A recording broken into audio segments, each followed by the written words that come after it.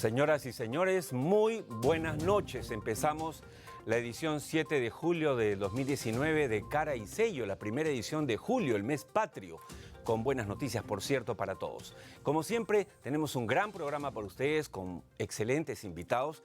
Les invitamos cordialmente a no perder sintonía. Pero empezamos, como siempre, con nuestro comentario editorial. Amigos de Cara y Sello, hoy es un día muy especial. Contra viento y marea, y contra todo pronóstico, la selección peruana de fútbol se convirtió oficialmente en subcampeón de la Copa América 2019, realizando un estupendo partido frente al anfitrión Brasil y superando a favoritos como Argentina, Colombia, Uruguay y al propio Chile. Pero más allá de lo futbolístico, de lo cual hablaremos hoy en el programa, nuestra selección ha dado una lección de lucha y superación a toda la clase política peruana. Para empezar, el presidente Vizcarra debería inspirarse en Gareca para seleccionar mejor a su equipo, para encontrar, por ejemplo, en economía un guerrero que meta goles, en producción un Yotun que genere buenas jugadas, en educación una Oreja Flores que dé lecciones pero de eficiencia, y finalmente en energía y minas alguien como Galese, que evite que nos goleen los saboteadores de siempre. El Congreso, por su parte, debe dejar de parecer una barra brava y convertirse más bien en el banderazo que el Perú ansía. Señores padres de la patria, tengan ustedes la certeza de que la afición entera espera que cuando de aprobar la reforma política o apoyar la lucha anticorrupción se trate, todos ustedes respondan al unísono con un contundente y sincero «¿Cómo no te voy a querer?», salvo mejor opinión. Bien, vamos a empezar entonces el programa con nuestro primer invitado, gracias a la presentación de Viceversa Consulting. Paz social, equilibrio ambiental, inversiones seguras. Para alcanzarlos, usted cuenta con un equipo multidisciplinario y de alta experiencia en asuntos sociales, medio ambiente, comunicaciones y redes, seguridad y salud ocupacional, asuntos legales y permisología. Desde hace 19 años, Viceversa Consulting, Gerencia Soluciones. Bien amigos, empezamos entonces con nuestro primer invitado, Gustavo Gorriti. Gustavo Gorriti, aunque es muy conocido, obviamente para todos, vale la pena recordar algunas cosas. Él ha sido galardonado con los premios periodísticos más importantes del mundo, de habla hispana.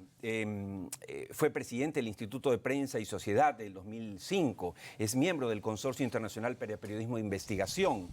En 1996, esto no lo recuerdan muchos, es bueno recordarlo, fue director asociado del diario La Prensa de Panamá, donde una serie de artículos de investigación que desnudaban la corrupción de aquel entonces del presidente Pérez Valladares le significó persecución, hostilización. Finalmente tuvo que irse, con mucha pena seguramente, de Panamá. Pero en los últimos años se desempeñó como codirector del diario La República y en la actualidad es director, como todos sabemos, de IDL Reporteros. Asimismo, Gustavo Gorriti es frecuente colaborador de prestigiosos medios de comunicación como The New York Times o Los Angeles Times. Bienvenido, Gustavo. Un Muchas placer gracias. tenerte en el programa. Gusto es mío. Solamente permíteme Si hay decir algún dato que corregir. de que pese al hostigamiento y la hostilización del gobierno de Pérez Valladares en 1997, no me fui de Panamá. Resistí. Me fui a vivir a la redacción, claro, hubo una gran solidaridad internacional, exacto, cierto, como resultado de lo cual el gobierno tuvo que recular, retroceder porque no te quería hacer. Y yo me quedé hasta el 2001. Fueron años de lucha constante, etcétera, pero donde el periodismo de investigación entró y se arraigó en Panamá. Y ahora debo decirlo con mucha satisfacción que la gente que trabajó conmigo dirige el diario y está haciendo cosas muy notables en la investigación. Estupenda historia, además. Sí. Empecemos con lo nuestro. Existe una leyenda urbana, bueno, hay varias, ¿no? Pero una leyenda urbana sobre la relación de IDL Reporteros, Gustavo Gorriti y Martín Vizcarra. Por favor, dinos, ¿conoces personalmente al presidente? ¿Cuál es tu relación con él? Lo he visto, nos hemos visto personalmente 1 o 2 veces quizá. antes de que asuma la presidencia o la vicepresidencia. Después de eso no hemos vuelto a hablar personalmente, me parece que alguna vez por teléfono, brevemente, pero personalmente desde entonces, desde que asumió Pedro Pablo Kuczynski la presidencia y él la vicepresidencia y luego que asumió la presidencia, no lo he visto nunca personalmente. Es interesante, por eso quería hacerte la pregunta, porque hay gente que repite reiteradamente que como que tú te ves todas las semanas con él y van, digamos, dictando la pauta, o que tú eres un titiritero que lo maneja, pero bueno, por eso te planteaba la pregunta. ¿Cuál es tu opinión? Bueno, no es gente que lo diga en forma desinteresada y solamente porque están más perdidos que ciego en tiroteo. Lo dicen porque es parte de una campaña de desinformación continua, donde se trata de afincar falsedades mediante el expediente de la repetición continua. Claro. Pero es totalmente falso, como tantas otras cosas de las que ciertos grupos utilizan para tratar de permanecer vigentes políticamente. ¿Cuál es tu opinión del gobierno de Martín Vizcarra? ¿Estás con quienes creen que lo está haciendo bien, quienes creen que nada, que es muy endeble, que es frágil, que es anodino? No, era endeble hasta hace un año. Hoy, 7 de julio, se cumple exactamente un año desde que sacamos en IDL Reporteros la primera entrega de los CNM Audios, que verdaderamente provocó un antes y un después en este tiempo, en la historia de nuestro tiempo, y en la lucha anticorrupción y también en el balance de fuerzas de este gobierno. El entonces recién presidente Martín Vizcarra, que estaba en una posición muy débil, tomó la decisión muy correcta de respaldar plenamente la oleada de indignación que surgió en medio de la gente, el reclamo masivo porque hubiera una fuerte lucha anticorrupción. La tomó, la asumió, la proclamó en su discurso el 28 de julio del año pasado y el 29 de julio ya era otro presidente, un presidente que tenía un respaldo masivo, tanto así que en el referéndum que hubo pocos meses después tuvo más del 80% de aprobación. Ahora, dicho lo cual, y teniendo claramente establecido de que el haber buscado de reforzar la gobernabilidad democrática, el haber buscado de romper el monopolio de fuerza intimidatoria que tenía la mayoría de fuerza popular, y el respaldar firmemente, de nuevo, la lucha anticorrupción, significaron pasos muy positivos. Hay que decir de que quizá lo que ha faltado es continuidad, articulación, mayor llegada a la población, una forma continua y el saber inspirarlos con precisamente estos mensajes que son centrales a la afirmación y la construcción, además, de lo que debe ser la personalidad republicana de nuestra nación. Ha faltado quizá una mayor concentración, una estrategia de cómo vincular lo inmediato con lo mediato también, y algo que es esencial en una presidencia, que es la comunicación. Parte del poder de un presidente de la República en un régimen democrático estriba en su capacidad de comunicar coherentemente las políticas de un gobierno y hacerla más en coyunturas tan difíciles como las que vivimos, sobre tan sui generis, ¿no? Sobre todo. Tan especiales. Sí. Y hablando de comunicación, otra leyenda urbana es la relación de IDL Reporteros que tú diriges con los fiscales anticorrupción, ¿no? Hay quienes dicen, como Fernando Rospigliosi, que ustedes son el departamento de prensa de los fiscales anticorrupción. ¿Cuál es esa relación? ¿Qué tan cerca o lejos están ustedes de los fiscales? Bueno, las cosas que pueda decir Fernando Rospigliosi me tienen absolutamente sin cuidado y deberían tener al resto de la gente sin cuidado también. Debo decir que francamente la involución que tuvo Rospigliosi me parece despreciable.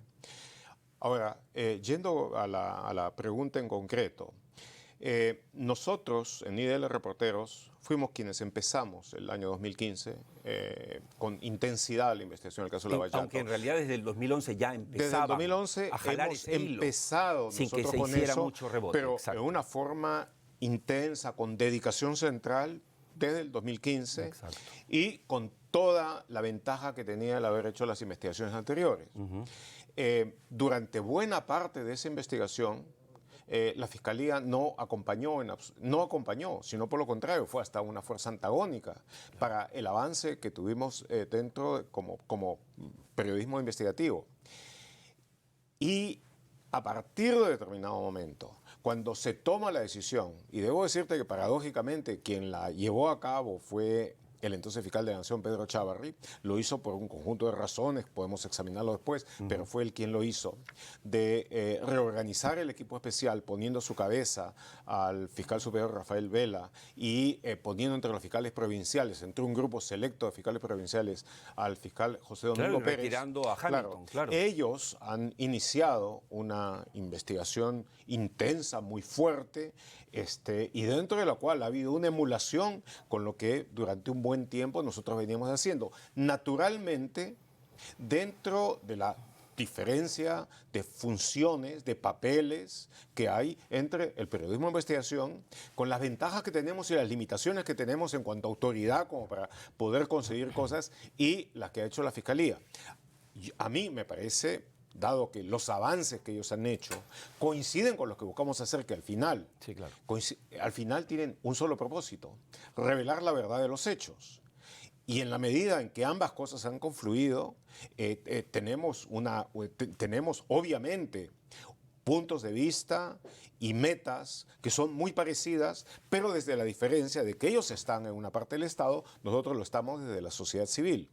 Y a completa independencia. Sí, sí. Entonces, pero pretender de que el hecho que haya un periodismo de investigación enérgico, fuerte y que ha logrado cosas que son objetivas y claras, y del otro lado tener fiscales que buscan llevar a cabo la investigación con igual fuerza y empeño, que ha logrado el apoyo, por ejemplo, clarísimo y la admiración de sus pares de Brasil, decir de eso, de que hay una suerte de coordinación táctica y de que se trata de cuestiones de prensa y propaganda, es básicamente gente que está proyectando lo que es dentro de lo que... Por eso niegas enfáticamente ser el Cyrano de Bergerac o el titiritero de Martín Vizcarra y de la Fiscalía de la Nación. Como es que no tengo que negarlo, porque la sola suposición es lo suficientemente estúpida como para no merecer mayor comentario. Te corrijo, yo creo, sí, tienes que negarlo, porque hay gente que repite, como tú dices, de manera goebbeliana, permanentemente. Entonces yo te hago la pregunta porque creo que es importante, y tú y yo somos periodistas y nos conocemos tiempo, que tú lo digas con absoluta certeza. Es que hay una cosa, lo que yo hago, no tengo por qué seguir el juego ni el papel de los desinformadores. No tengo por qué seguir el juego de aquellos que utilizan la mentira como herramienta fundamental. Lo que yo tengo que hacer, y lo hago, es exponer en forma clara y transparente nuestro trabajo, el trabajo que hacemos como periodistas de investigación, aquellas cosas que hemos sacado a la luz, lo que hemos expuesto, lo que hemos revelado y lo que eso ha significado para bien de la sociedad y de la gente. Y dentro de eso, también reportar lo que han hecho los muy meritorios fiscales del equipo especial y también lo que de otro lado, que son reportajes clarísimos respecto de lo que ha hecho el presidente Vizcarra. Lo que obviamente quisiera alguna de esta gente patética es de que uno diga, no, yo no he hecho nada de eso, lo niego, y a partir de ese momento, momento no los conozco y voy a demostrarlo, poniéndome en contra de ellos. Digo, ya estamos muy grandes. Hay que ser idiota como para pensar de que uno va a estar dentro de ese juego. Me encanta la claridad, como siempre, y te conozco tanto tiempo. Sí. ¿Pedro Chávarri es la personificación del mal o estamos exagerando con él? ¿O es solamente un hombre desatinado que no supo decir la verdad a tiempo? ¿Qué es exactamente Pedro Chávarri? De nuevo, parte de mi papel no es estar en psicología profunda ni nada por el estilo. Y luego, hablo de su papel político. Y luego de que hablar de si Pedro Chávarri es la personificación del mal. Yo en la historia puedo hablarte de cierto tipo de personajes que han representado la personificación del mal. Hitler. Chávarri es una persona que definitivamente ha tenido un comportamiento contradictorio y sinuoso dentro de su acción como fiscal de la Nación, que tenía obviamente algunas cosas que esconder, las que salieron a la luz, las que negó. Y luego, dentro de ese proceso, quizá para tratar de sobrevivir, hizo todo tipo de alianzas que eran totalmente contrarias a lo que él manifestó, me manifestó a mí, antes de asumir la Fiscalía de la Nación. Hay cosas muy concretas que él ha hecho y que han salido a la luz, con cosas por las que debería responder, pero no responde porque ha sido protegido por por la todavía mayoría fujimorista del Congreso, la cual en el chat La Botica dice que tienen que defender a Chávarri porque es cuestión de supervivencia para ellos. De tal manera de que yo no creo que pueda considerárselo como personificación de la maldad, pues también el mal supremo con lo negativo que tiene una cierta grandeza. Y aquí estamos hablando de cuestiones más bien medianas, mediocres. Y en el caso, sencillamente, yo creo de que Chávarri no debería estar en la Fiscalía. Punto, que debería salir por todas las cosas que han salido, por las cosas que ha hecho, y hasta este momento no sale sencillamente por la razón de que está protegido por la mayoría fujimorista. Gustavo, esta semana se define si es que sigue en prisión preventiva Keiko Fujimori o no. Te digo, en lo personal a mí me parece que su prisión preventiva es un exceso. No estoy diciendo que sea inocente, es una opinión, además personal.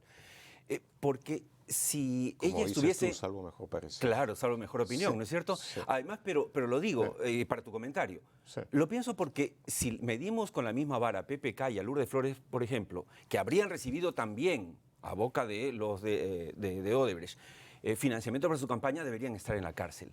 ¿Cuál es tu opinión al respecto? ¿Tiene que quedarse en la cárcel Keiko Fujimori, a diferencia de PPK y Lourdes Flores, por ejemplo?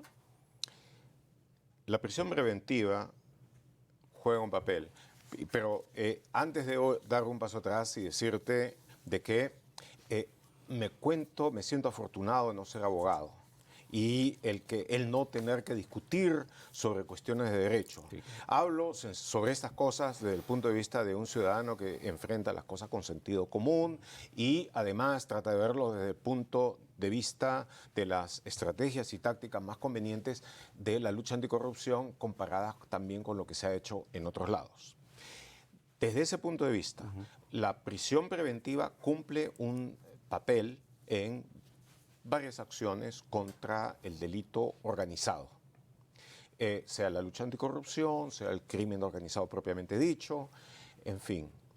Ahora, ¿cómo se aplica? ¿Por cuánto tiempo se aplica? Es otro asunto. Yo personalmente creo de que algunos de los plazos que se han dado son exageradamente largos. Yo creo de que en los casos en que amerita la prisión preventiva, un año y medio, cuanto más, debiera ser suficiente. 3 años ya es una condena, Gustavo. Es básicamente. Tú eres un hombre inteligente y justo. Sí, 3 años es una condena. Porque si sale inocente la persona, le estás metiendo a la cárcel 3 años, ¿o no? Precisamente eso estaba desarrollando cuando hiciste tu valiosa observación. Entonces, lo que te quería decir es esto. Yo creo de que teniendo en cuenta lo complejas que son las investigaciones, teniendo en cuenta todos los pasos que hay que dar, teniendo en cuenta que muchas veces la actitud de los abogados defensores es poner las mayores trabas para el avance de la investigación también, pero aún así yo creo de que un año y medio debieran ser suficientes como para poder desarrollar esto. La prisión preventiva normalmente se da en casos en los cuales existe posibilidad de fuga, como ha sido el caso de Félix Moreno. Tenía prisión preventiva, se la quitaron, fugó y hasta ahora no se lo encuentra, por ejemplo. Prisión preventiva es el caso de gente que tiene un claro poder y una clara posibilidad de intimidar, de coercionar, de coaccionar a algunas otras personas que están siendo investigadas y en consecuencia uno desea prevenirlos.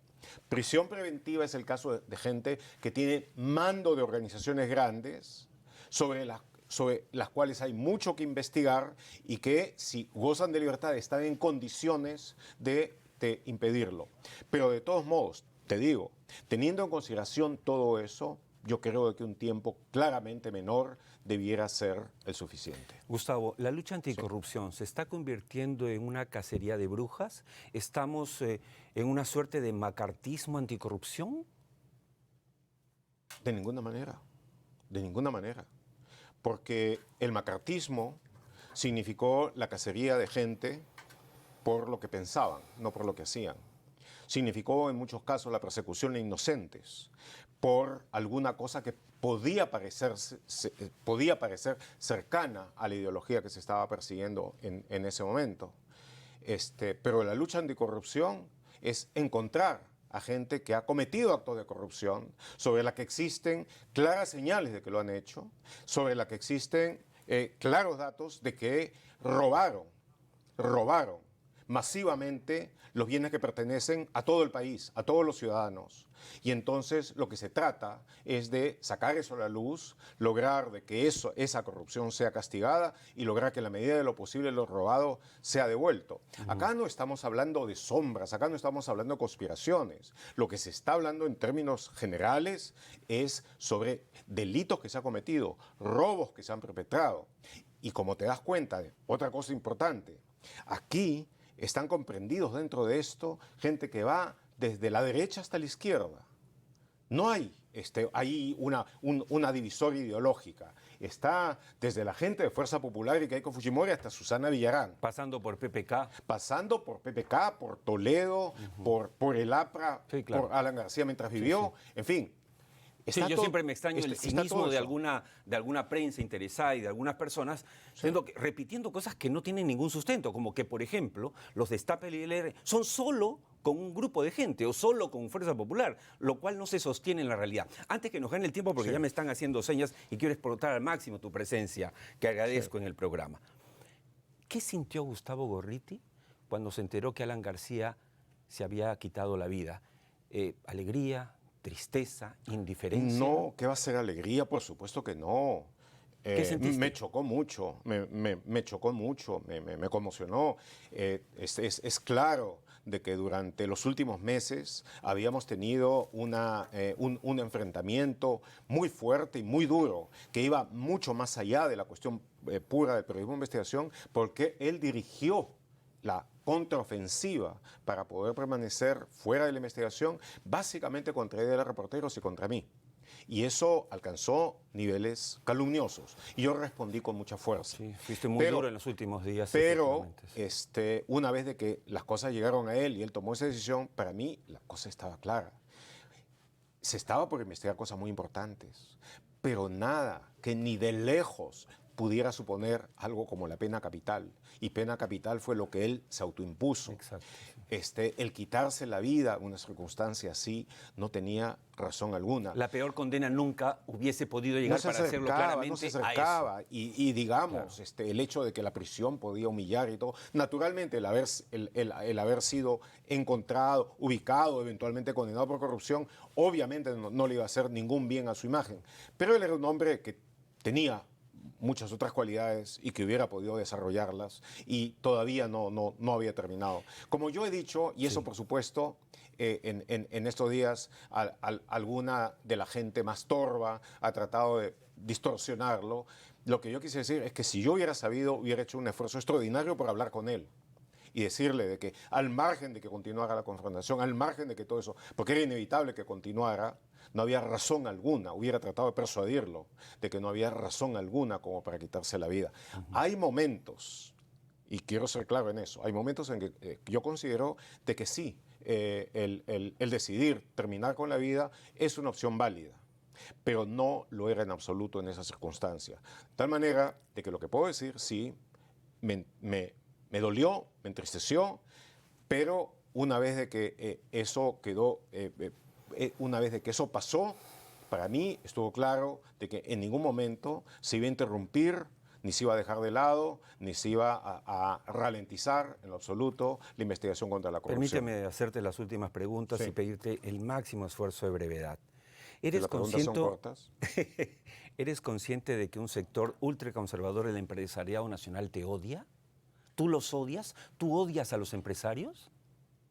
¿Eres antiempresarial? Pero tú acabas de decirlo. Me estás hablando de un sector ultraconservador. Sí. La pregunta que yo te haría es una pregunta algo retórica. ¿Es todo el empresario nacional ultraconservador? ¿Es todo el empresario nacional un empresariado que considera de que de repente el visitador Areche era hasta caviar? ¿Es todo el empresariado nacional el que considera de que si no estás a la derecha de Atila el Uno o de Gengis Khan, no eres nadie? Yo creo que no, ¿verdad? ¿Te gusta el caviar? ¿Te gusta el caviar? No, ¿Eres caviar? No, yo la verdad. Ni te gusta ni eres. No sé, es que no sé lo que es el caviar.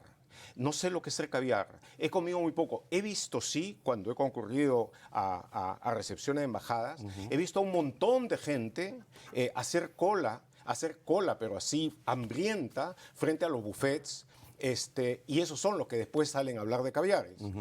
Pero, de todos modos, los cubanos tienen una palabra que utilizan con alguna frecuencia para referirse a gente que no vale mucho. Le llaman come mierda. Entonces, yo no sé, si tuviera que escoger entre el caviar y la come mierda, obviamente escogería el caviar. Pero yo creo que la elección en la vida es mucho más amplia, es mucho más robusta, es mucho más rica que eso. Yo soy una persona a quien el destino le ha exigido luchar, enfrentar con coraje y con denuedo circunstancias difíciles, de tal manera de que toda la implicación esa de blandura, de oportunismo, etcétera, que está medio asociada con la palabra esa, me parece tonta. Y por último, te quiero decir algo. Yo admiro mucho al empresario cabal, admiro mucho al pequeño empresario y admiro mucho a aquel que empezando de poco llega muy lejos. Admiro tremendamente a aquellos que han logrado la historia de empezar con algo y haber creado una gran empresa y haber dado mucho trabajo y producido bienes que representan mucho para la gente. Los admiro mucho. Admiro a los pioneros que han creado irrigaciones como aquella en la que yo aprendí a hablar y me crié. Y a todos aquellos, a quienes no admiro en absoluto, son aquellos que consideran de que la posición que tienen les da el derecho a explotar a los demás, les da el derecho a corromper, les da el derecho a robar, les da el derecho a cartelizarse y a buscar la impunidad de que no gozarían si es que no tuvieran el poder que tienen. Y así como había el concepto de lumpen proletariado, hay un concepto de lumpen empresariado. A eso no los admiro en absoluto, sino más bien los investigo. Se me quedan muchas preguntas en el tintero, pero el tiempo ya volamos, están locos detrás de cámaras. Mil gracias por haber estado con nosotros. Espero que sea la primera, pero no la última vez, mi estimado Gustavo. Esperemos. Muchas gracias. Adiós. Quédate, por favor, con nosotros. Yo quiero invitar a los amigos a la pausa, la primera del programa. Luego tenemos un debate muy interesante a propósito del subcampeonato de la Copa América con José Luis Noriega y Gino Pomar para hablar de cómo sostener esto que ha sido un fenómeno en el fútbol peruano. ¿Qué podemos hacer para que esto perdure? Pero antes, los acompaña en este momento nuestra sección Caja Negra con nuestra engreída Jenny Vilcatoma y Condorito. Luego la pausa y regresamos. Y atajó a su abogado, y su abogado no pudo defenderlo, no pudo. Lo único que hizo fue invocar a Condorito.